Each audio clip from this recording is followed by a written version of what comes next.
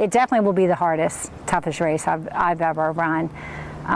You start in below sea level in Badwater Basin in Death Valley, the hottest weekend of the year. They say it is the hardest foot race in the planet. It's to the lowest point to the highest point. So you're crossing over Death Valley in California. You go over a couple ranges in the night, which is nice. That drops actually down into the 50s. Last year I was freezing and I had to put on a lot of warm clothes, which was a treat. And then in the morning it comes back up again. The heat, all of a sudden it's like a furnace, and it comes right back. And you make your way to Mount Whitney, which is the highest point in the continental U.S. So it's a famous race. When I'm trying to train for something, I'll try to hit 100-mile weeks consecutively for 5 or 6 weeks prior.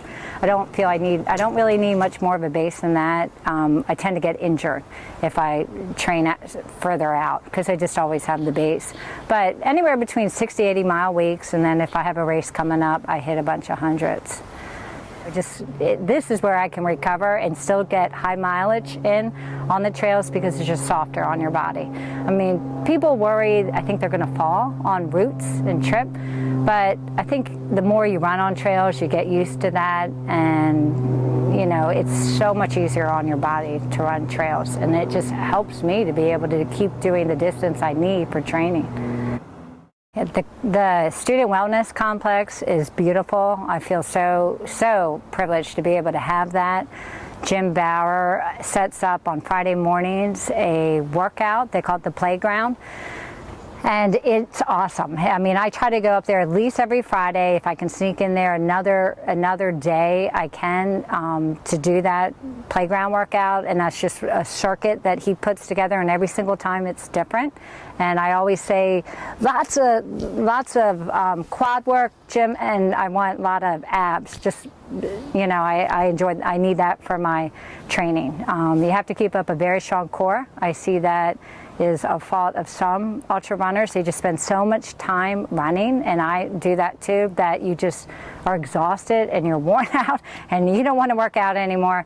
But I think it's important, it's definitely very important to keep a strong core. I ran here for years, and when they put the ropes course up, it kept feeling like it was the right place for me. It's beautiful, I feel at home here.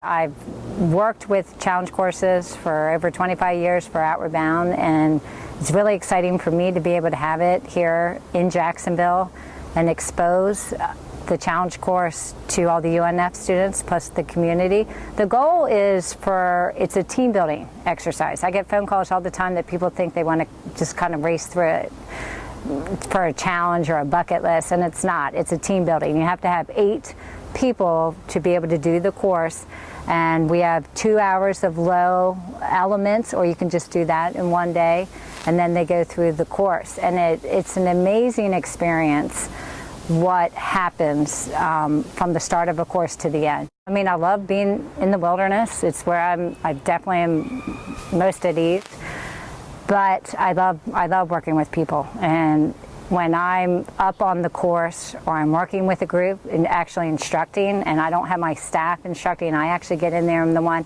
I get the biggest high. I realized that when I came back and I was helping them with the training, that I really enjoy working with the people again. I really miss that. I miss watching the self-growth and helping people through those fears and helping them push through the boundaries of comfort zones they have. I love all that. I always did, and it's really neat for me kind of to come back in my career now, and I still love to get in there and teach and be with the people.